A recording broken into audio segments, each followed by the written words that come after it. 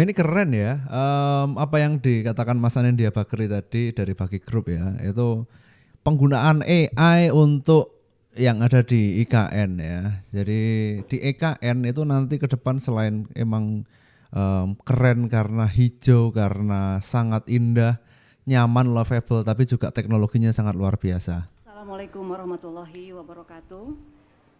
Waalaikumsalam Yang warahmatullahi wabarakatuh. kami hormati dan banggakan Bapak Presiden Republik Indonesia, Bapak Ibu Menteri Kabinet Indonesia Bersatu, Kepala OIKN beserta seluruh jajarannya dan juga partner kami Pak Anin dari Bakri, serta Bapak Ibu yang hadir pada kesempatan pagi hari ini. Saya ingin mengucapkan sekali lagi terima kasih Bapak Presiden berkenan untuk hadir dan memulai nanti groundbreaking untuk Nusantara Sustainability Hub. Bukan hanya sekedar fisik yang kami bangun, namun kami ini sedang mulai melakukan tahapan untuk mewujudkan ketahanan dan kemandirian energi Indonesia. Kalau tadi Pak Anin sudah menyampaikan beberapa hal, saya ingin lebih menekankan kembali Pak, mengenai bagaimana kita kemudian akan mengembangkan hardware, software, dan brandware. Yang kami bangun kalau Bapak lihat di tanah 2,5 hektar ini kami akan bangun sekitar 40%-nya atau 9.000 meter square ini adalah untuk hardware-nya. Jadi kami bangun ada smart building dengan seluruh fasilitasnya, baik fasilitas untuk research and development, R&D, kemudian laboratory, maupun untuk virtual reality training. VR. Jadi ini semuanya kita gunakan artificial intelligence dan juga robotik untuk di R&D-nya. Nah kemudian untuk software-nya yang pertama adalah dari sisi hulu. Jadi yang kami wujudkan di sini adalah bagaimana kita mewujudkan kemandirian energi berdasarkan sumber daya alam yang dimiliki Indonesia, Pak. Jadi tidak cukup hanya ketahanan, tapi kita harus mandiri. Kita mulai dari resource yang hari ini itu dinyatakan sebagai penghasil emisi terbesar. Ada mining sector, ada coal, nickel, ada oil and gas. Dengan teknologi yang dibawa, software yang dibawa nanti, Mineral X dari Stanford, sebetulnya ini mengurangi penggunaan energinya, yang otomatis akan menurunkan emisinya Bapak. Karena dengan robotik, dengan AI, ini akan meningkatkan success ratio, yang hari ini tuh di upstream oleh 23%, ini bisa kita tingkatkan. Sehingga tidak terlalu banyak pengeboran ataupun mining yang akan dilakukan. Dan juga ada abatement, methane abatement management. Yang kedua adalah bioenergy Pak. Jadi bahan bakar nabati, kita ini punya source yang banyak sekali. Karena satu yang membuat kita sekarang masih import adalah kesulitan kita untuk meningkatkan production gitu ya dari upstream. Nah kita sekarang combine Pak. Upstream kita naikkan tapi kita juga campur dengan bioenergy. Kita sudah berhasil dengan B35 yang bisa menurunkan import sekitar 28 triliun per tahun dan juga menghasilkan karbon emisi 23,7 juta ton CO2 Pak per tahun. Kita akan tingkatkan lagi. Tapi masalahnya CPO ini belum bisa diterima di Eropa dan CPO ini adalah kita berebutan dengan pangan. Maka Pertamina kita melakukan research dan hari ini kami sudah menghasilkan 4 research Pak untuk sumber bahan bakar selain CPO. Yang pertama adalah batang sorghum, Pak. Jadi ini kita bisa berdampingan dengan ketahanan pangan, di mana sorghumnya untuk pangan, batangnya ini kita bisa jadikan untuk pengganti CPO untuk biodiesel. Yang kedua adalah nifah mangrove, Pak. Kita punya mangrove yang besar, contoh di Mahakam, sekitar Mahakam itu ada 560 hektar yang bisa kita tanam. Apa yang kita perlukan adalah mekanisasi agar proses dari mulai penanaman, dari mulai nanti kita panen dan sebagainya ini menjadi lebih ekonomis. Yang ketiga Pak, algae Pak, ganggang laut. Indonesia dengan 2/3-nya ini adalah laut, mempunyai garis pantai yang sangat panjang. Kalau kita lakukan penanaman dan Pertamina ini sudah berhasil ada 2 produk Pak dari ganggang laut itu. Yang pertama adalah biocrude, ini bisa menjadi minyak mentah karena calorific value-nya sangat tinggi. Yang kedua adalah untuk pengganti CPO di biodiesel. Nah, masih ada banyak Pak di dalam riset development kami yang sedang dikembangkan sekarang. Ini kami akan pindahkan semuanya ke sini Pak. Yang kedua adalah bioetanol, Pak. Kita sekarang yang masih dikatakan Pak import Prabowo. 50% gasolin. Kita Bioetanol. sudah mulai kurangi dengan mencampur dengan bioetanol dari molasses tebu. Tapi ini kan rebutan lagi dengan gula.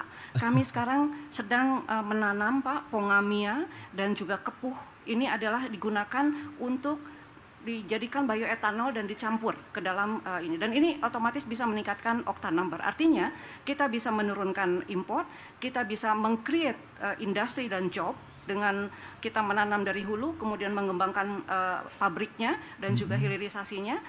Ini akan bisa meningkatkan pertumbuhan ekonomi. Jadi intinya, Pak, transisi energi menuju ke yang lebih sustainable bagi Indonesia bukan hanya sekedar menurunkan emisi, tapi juga mendevelop industri dalam negeri dan meng-creating job. Sehingga kita masuk ke yang ketiga, brandware, Pak. Jadi dalam Sustainability Hub ini bukan hanya software yang kami kembangkan, tapi brandware, nanti dengan training dan sebagainya. Nah, kami juga akan bersinergi dengan hub yang lain, Pak. WP8 itu adalah untuk agro industri dan food, sehingga tadi penanaman pongamia, kepuh, kemudian sorghum itu kami bisa lakukan di sana, Pak, bersamaan dengan ketahanan pangan. Kemudian untuk brandware-nya ini kami sudah juga waktu itu terima kasih Pak Kepala Otorita, kami sudah dapat WP5 itu adalah untuk Sustainability Academy, Pak. Jadi untuk brandware kita mulai dari sini dengan virtual reality training. Nanti akan kita lanjutkan ada vokasi, ada academy, sustainability di WP5.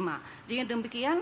Dan pertanyaan berikutnya, kalau sudah R&D-nya, teknologinya terbangun, orang-orangnya sudah siap, sumbernya sudah ada, industrinya di mana? Ini ada daerah penyangga, kita bisa gunakan bangun Karyanggau sebagai pusat hilirisasi bioenergi, Pak, di situ. Ya. Dan artinya di sana juga pelabuhan dan sebagainya bisa kita bangun. Jadi sinergitas antara semua WP yang ada di IKN dan juga daerah penyangga ini akan membuat kemandirian energi Indonesia menjadi lebih baik lagi. Apalagi setelah kita ada Anchor, ada Stanford, ada Pertamina dengan riset yang sudah proven ini, maka akan bisa meng-invite. Sekarang sudah mulai banyak, Pak, yang tertarik untuk join. Intinya adalah semuanya harus meng-create innovation yang kemudian menjadi peningkatan industri dan juga pengembangan tenaga kerja yang ujung-ujungnya adalah membuat energi lebih bersih, sustainable, tapi juga bisa mendorong ke pertumbuhan ekonomi Indonesia sehingga bisa mensupport ke arah target Indonesia Emas 2045. Amin. Demikian Bapak Presiden, sekali lagi terima kasih atas support semua pihak. Ini baru langkah awal, kami akan lanjutkan secara konsisten dan semoga upaya yang kita garap ini mendapatkan ridho dari Allah Subhanahu wa taala. Terima kasih. Billahi taufiq wal hidayah. Wassalamualaikum warahmatullahi wabarakatuh. Waalaikumsalam warahmatullahi wabarakatuh. Nah, keren ya. Jadi apa yang disampaikan oleh Bu Nike ini itu sempat juga dinyatakan oleh Pak Prabowo. Jadi ada banyak juga bahan bakar baru yang bisa digunakan untuk membuat bahan bakar baru. Yuk kita mari saksikan selanjutnya. Hello, Mr. President. This is Arun Majumdar here, Dean of the Stanford Doerr School of Sustainability. It was such an honor to host you at Stanford University last November. I really hope you enjoyed your visit and found it productive. And thank you for wearing a Stanford-colored tie. As Indonesia launches major initiatives to create a sustainable future, we at the Stanford Doerr School of Sustainability look forward to collaborating with Indonesia for our core mission of research, education, and innovation. And we thank our Indonesian alumni for their support and stewardship to help with this collaboration. Finally, we would love to host you and the new leadership of Indonesia at Stanford University. Please do visit us again. Hadirin selanjutnya, mari kita saksikan penayangan video preview groundbreaking Nusantara Sustainability Hub. Selamat menyaksikan.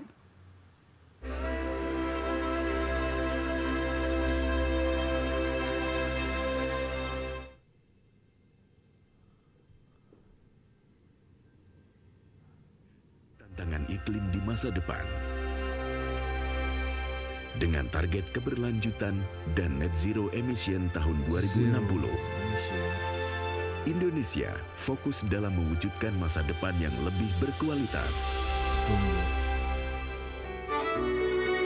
Untuk mencapai visi ini, Pertamina sebagai pemimpin dalam transisi energi akan membangun Pertamina Sustainable Energy Center untuk mempercepat transisi energi melalui teknologi berkelanjutan dan rendah karbon. Hal ini ditandai dengan penandatanganan kerjasama Pertamina dengan Otorita Ibu Kota Nusantara pada September 2023. Selanjutnya, Bakri Center Foundation bersama para pelaku bisnis Indonesia menginisiasi pembangunan International Institute of Sustainability Indonesia yang menjadi salah satu momentum perjalanan Indonesia dalam pembangunan SDM di bidang keberlanjutan dan energi terbarukan yang menjadi bagian dari Nusantara Sustainability Hub. Diawali dari kunjungan Universitas Stanford ke Indonesia, Sinergi Stanford Indonesia terbentuk oleh semangat yang disuarakan dari para alumni Universitas Stanford di Indonesia, yang kemudian dilanjutkan oleh kunjungan Presiden Joko Widodo ke Universitas Stanford pada bulan November 2023 untuk mewujudkan cita-cita membangun Indonesia melalui Ibu Kota Nusantara. Pertamina dan Bakri Group akan bersinergi bersama Otoritas Ibu Kota Nusantara mengembangkan Nusantara Sustainability Hub untuk mewujudkan visi Ibu Kota Nusantara sebagai kota terbaik dunia. Nusantara Sustainability Hub akan menjadi pusat inovasi berkelanjutan, mempromosikan Ibu Kota Nusantara sebagai Green Silicon Valley di Asia Tenggara, menghubungkan antara para pemimpin bisnis global ramah lingkungan untuk mencapai target pembangunan Indonesia di mana inovasi dan berkelanjutan berjalan beriringan. Melalui kolaborasi, inovasi, dan pengelolaan sumber daya yang bertanggung jawab, Nusantara Sustainability Hub akan memimpin jalan Indonesia menuju masa depan yang lebih berkualitas, ramah lingkungan, dan berkelanjutan. Inilah persembahan kemitraan Indonesia untuk mewujudkan Indonesia Emas 2045.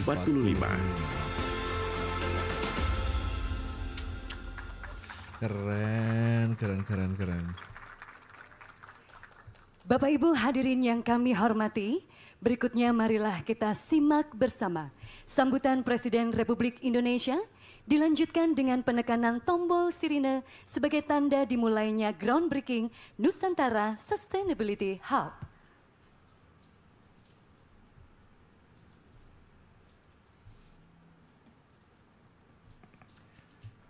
Assalamualaikum warahmatullahi wabarakatuh. Waalaikumsalam warahmatullahi Selamat wabarakatuh. pagi, salam sejahtera bagi kita semuanya.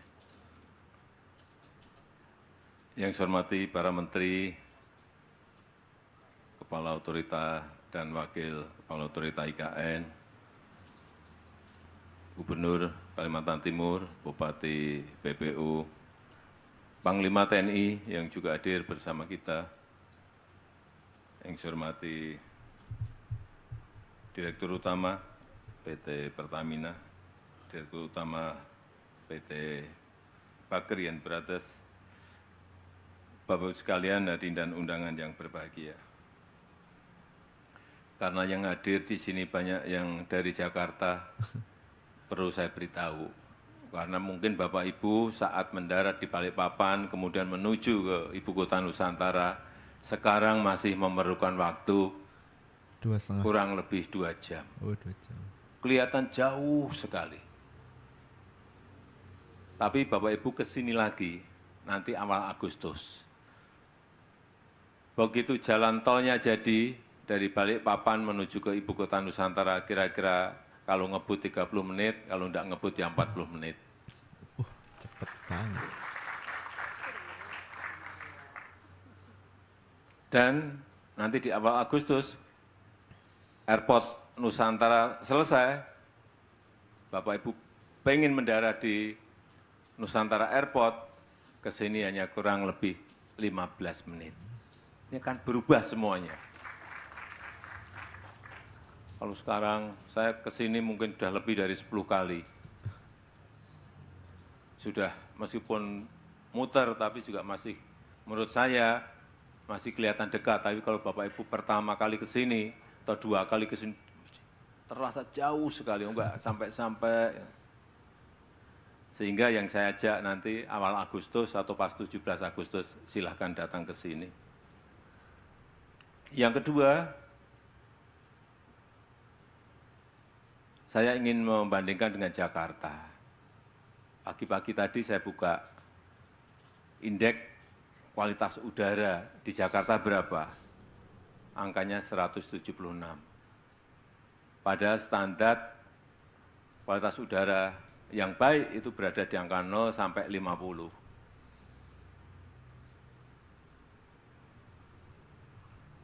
Di Singapura 44. Di Melbourne 38. Di Paris 38.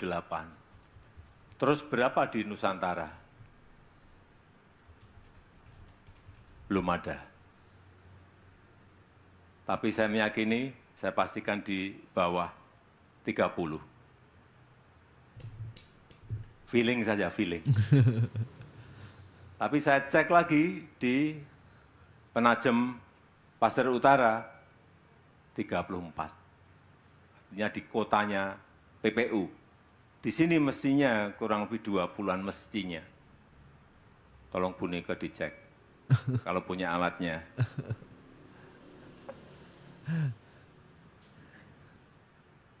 Yang ketiga, karena di sini banyak hadir, saya lihat investor-investor besar, saya ingin menyampaikan bahwa investasi di IKN ini adalah membeli masa depan. Membeli masa depan.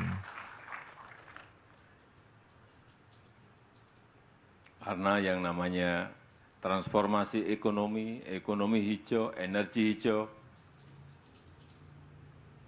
itulah yang akan kita kembangkan di sini.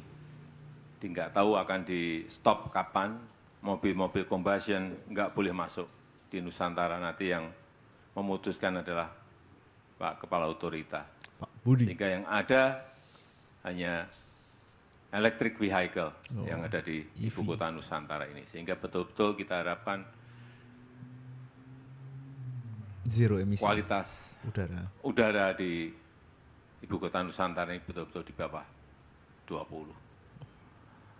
Yang terakhir, saya sangat mengapresiasi, sangat menghargai dibangunnya Nusantara Sustainability Hub oleh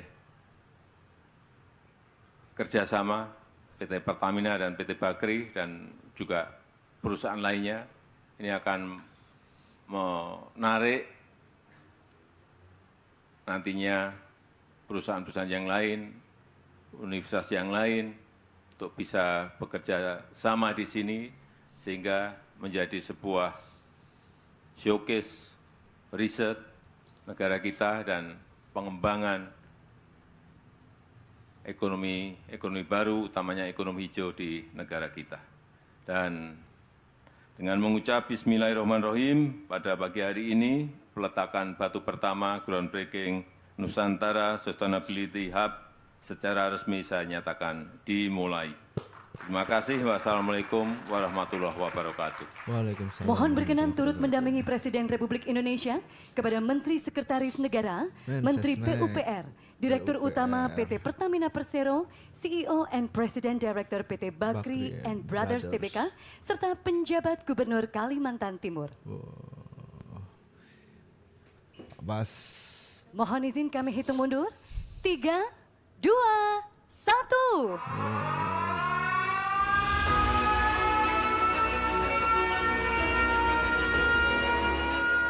Acara dimulai, keren banget ini. Ya, itulah yang terjadi, groundbreaking Nusantara Sustainability Hub itu di IKN. Jadi ya seperti yang kita saksikan teman-teman, Pak Jokowi sedang on fire Pak Jokowi sedang on fire membangun IKN. Seperti yang kita tahu, berbagai pihak termasuk dari sektor swasta, terus dari sektor BUMN tadi bahu-membahu gotong royong untuk bagaimana biar IKN ini cepat selesai, cepat progresnya lebih cepat lah. Pak Jokowi tadi bilang kalau awal Agustus Bandara Nusantara akan jadi, dan dari bandara menuju ke dari bandara menuju ke IKN itu hanya 15 menit. Terus setelah itu tadi beliau juga mengatakan bahwa kalau dari Balikpapan ke IKN itu membutuhkan waktu 2 jam. Nanti setelah tolnya jadi hanya akan membutuhkan waktu 30 menit kalau ngebut dan 40 menit kalau agak slow. Jadi gitu. Nah, ini meskipun kemarin ada isu kemunduran Kepala Otorita Negara IKN ya. Jadi tapi digantikan oleh Pak Menteri PUPR Pak Basuki. Seperti yang kita tahu ternyata pergantian kepala itu tidak begitu mempengaruhi apa yang terjadi di IKN, karena terbukti sampai saat ini progresnya terus berjalan terus. Saya sangat yakin kalau Pak Basuki itu orang yang sangat keren ketika orang yang berada di pucuk pimpinan otorita Ibu Kota Nusantara. Jadi gitu. Tapi yang enggak kalah menarik menurut saya adalah yang dikatakan Pak Jokowi bahwa investasi di IKN adalah membeli masa depan. Tapi ada benernya juga dari beberapa yang disampaikan oleh Pak Bas, Pak Prabowo, terus Bu Nika tadi, dan semua yang pernah membicarakan soal IKN itu tadi mengatakan bahwa kebanyakan mengatakan bahwa ya ini yang kita butuhkan. Dunia itu, masa depan dunia itu yang dibutuhkan adalah negara yang seperti yang ada di IKN, negara Indonesia dengan kota yang hijau dan terkonsep dengan baik. Selain hijau, livability, juga teknologinya sangat luar biasa. Terbukti tadi masalah pengeburan aja menggunakan AI, artificial intelligence. Jadi banyak hal yang menurut saya ini menggelitik bagi teman-teman yang paham teknologi, pasti yang mengikuti AI pasti wah ini ada gebrakan apa lagi ya ini, masalah ngebur aja pakai AI gitu, sementara di luaran sana masih AI itu masih untuk membuat skripsi, untuk membuat ngedit foto, video, dan membantu hal-hal yang sifatnya itu di depan komputer. Lah ini AI untuk pengeboran tadi gitu yang dikatakan Bu Nika. Jadi tetap